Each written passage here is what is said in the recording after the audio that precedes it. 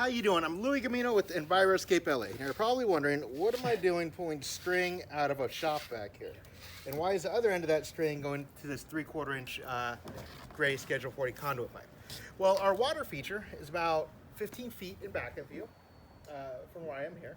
So of course we know that you could use up to three 90s anytime you're running electrical. But it is really hard sometimes when you run that pipe to get your fish tape through there, right? Because you're bouncing all those 90s. We have 1, 2, 3, like 3.5 90s here. So sometimes it'll hit on the edges and things like that. Well, one way to get wire through is to simply put the tip of the string on one side of your conduit. So just be the tip here. It's lost somewhere in here. And then on the other side, you get your very powerful shop vac out here. This is our 6 horsepower shop vac. Apply it to the pipe and it will suck that string all the way through your pipe here. And then you could then tie your electrical onto the other side of the string here and pull it through. So that's just a way to get wire through a conduit the quickest way possible.